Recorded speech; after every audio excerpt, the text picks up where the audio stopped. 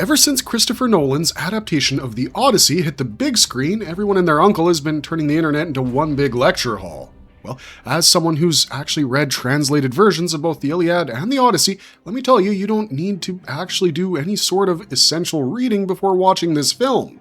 As you know, the Odyssey is less about Odysseus' decades-long journey home and more about him suffering from the consequences of his actions during the Trojan War, which goes on to fundamentally change him. Nolan has really done a magnificent job at depicting one of the oldest stories to ever exist through his modern lens. Now, for many years, the director's films have been considered to be intellectually superior to a point that people often don't really understand them during their first watch. But the Odyssey isn't the Rubik's Cube Nolan is trying to make us solve. Instead, it's more emotionally layered and multidimensional in nature. However, the film begins 10 years after the events of the Trojan War, so there will be a lot of intricate details that might be difficult for you to piece together right away. I think more than the changes that Nolan made for his adaptation, people are fixated on the events that took place before the Odyssey. Well, before the Odyssey, we have the Iliad, but Homer's ancient poem is so full of characters and tales from ancient Greek mythology that sometimes the details inevitably get mixed up. So, without wasting another moment, let's discuss what actually happens before the events of the Odyssey. So, when Homer wrote the Iliad and the Odyssey, there was a huge gap in the storytelling after the first book ended and the second began. You see, long before the Odyssey, the Greeks and their kingdoms were irrevocably altered by the catastrophic Trojan War. The Odyssey isn't when Odysseus' story begins, it's rather the final act. Apparently, all the events leading up to it were originally told across several ancient poems, which were collectively known as the Trojan epic cycle, many of which have been lost and survive only through fragments and later summaries.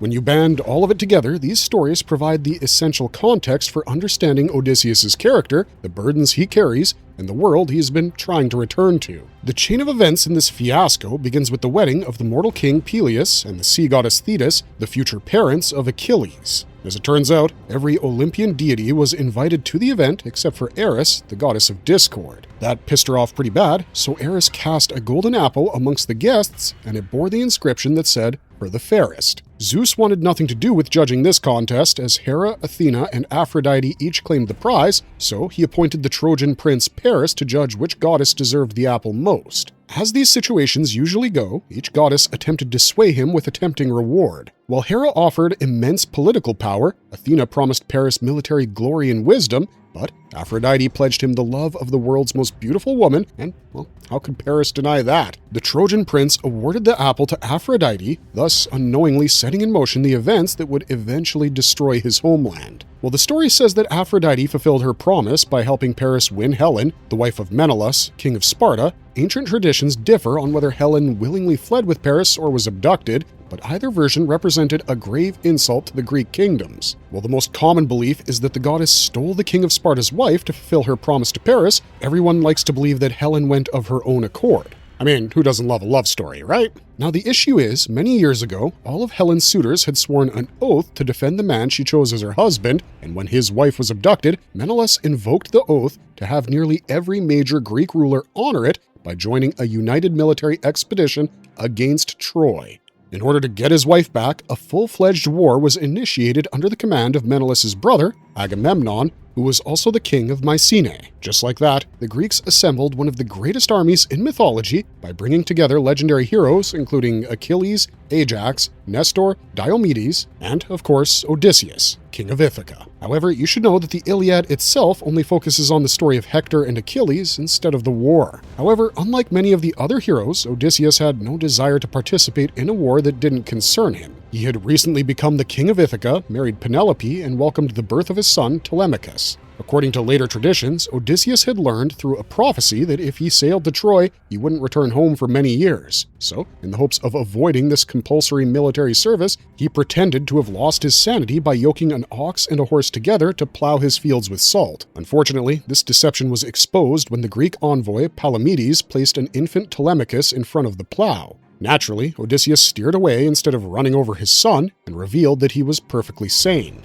Bound by his oath, he then reluctantly joined the expedition to Troy, and this episode established one of his defining traits, that he survived not through overwhelming strength, but through intelligence, deception, and careful calculation. Now, before the fleet could leave, another prophecy shaped the course of the war, as the Greeks were told they couldn't conquer Troy without the help of Achilles, who had been hidden by his mother Thetis on the island of Skyros, while being disguised as one of King Lycomedes' daughters. Once again, Odysseus had to rely on his strategic acumen to convince the warrior to join them. He disguised himself as a merchant and pretended to sell fine clothing and jewelry alongside weapons, but when a trumpet suddenly sounded, only Achilles instinctively reached for the sword, thus exposing his identity. Odysseus then successfully persuaded the young warrior to join the campaign, thus securing the greatest fighter for the Greek army. But even after assembling their forces, the Greeks couldn't just immediately sail for Troy, as their fleet was stranded at Aulis after the winds mysteriously died. The prophet Calchas declared that the goddess Artemis had withheld the winds because she had been offended by Agamemnon.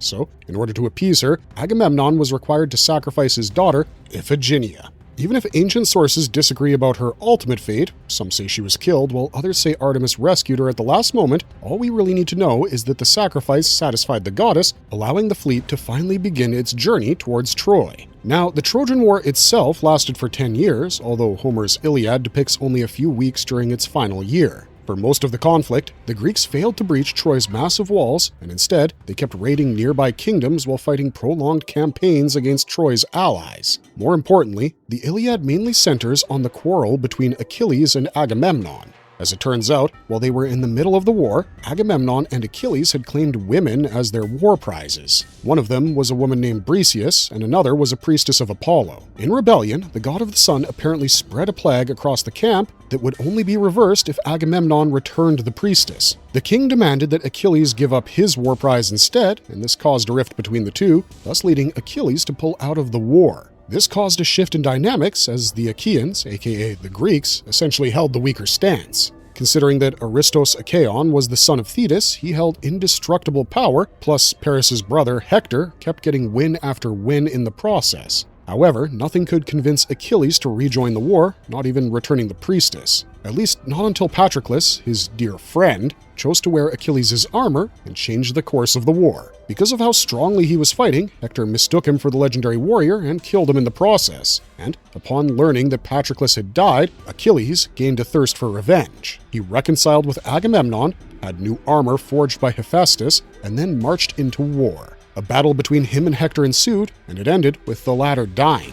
Achilles then dragged Hector's body around the border of Troy for 3 whole days out of sheer grief until his father and the king of Troy, Priam, negotiated with the young warrior. As they both bonded over grief, Achilles finally agrees to give Hector's body back to him. That's where the Iliad ends. Odysseus doesn't really have as big a role in the first book, however, it's the sequel that makes him the main character. For Odysseus, the 10-year war was the easy part. It was prophesized from the very beginning that his journey home would be longer than the war itself and more difficult. Significantly, the poem ends with Hector's funeral rather than the fall of Troy, leaving many of the war's most famous events to other works in the epic cycle. Following the events of the Iliad, the war entered its final and bloodiest stage as Achilles himself was killed after Paris, with the help of Apollo, struck him with an arrow in the heel. A bitter dispute then erupted over Achilles' divine armor, which was awarded to Odysseus instead of the mighty warrior Ajax, who couldn't bear the humiliation and descended into madness before taking his own life. These losses deprived the Greek army of 2 of its greatest champions, thus forcing them to abandon hopes of conquering Troy through sheer military strength. The ultimate breakthrough for the war came through Odysseus' greatest act of strategy with the creation of the Trojan horse. After he recognized that Troy could never be defeated by direct assault, he proposed building an enormous hollow wooden horse to conceal a small force of elite warriors. The Greek army then pretended to abandon the war by sailing out of sight while remaining hidden nearby.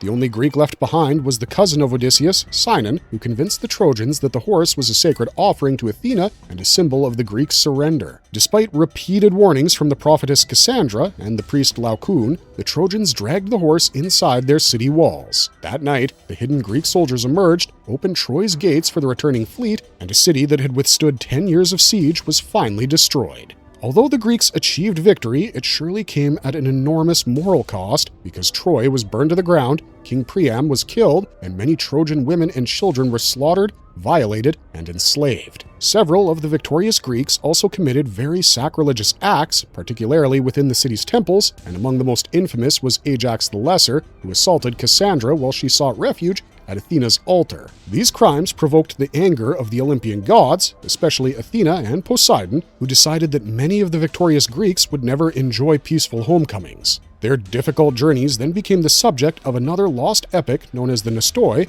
which translates to returns and serves as the direct bridge between the fall of Troy and the opening of the Odyssey. By the time the Odyssey begins, 20 years have passed since Odysseus first left Ithaca, including 10 years fighting the Trojan War and another 10 just struggling to get home. Every major event that shaped his reputation, from the judgment of Paris to the Trojan horse and the destruction of Troy, has already taken place. So, rather than telling the story of the war itself, the Odyssey explores the consequences of that victory, following a hero whose greatest challenge is no longer defeating enemies on the battlefield, but surviving the wrath of the gods and finding his way back to the family he left behind. That said, if you've already watched Nolan's The Odyssey, you know that he didn't limit himself to Homer's text. Instead, he sort of wove the broader Trojan cycle together to incorporate the fall of Troy. Even if Zeus's law is a huge influence on the plot, The Odyssey is not simply an adventure story, but the aftermath of a devastating war. Odysseus' greatest struggle is no longer defeating Troy, but finding a way to live with what victory cost him.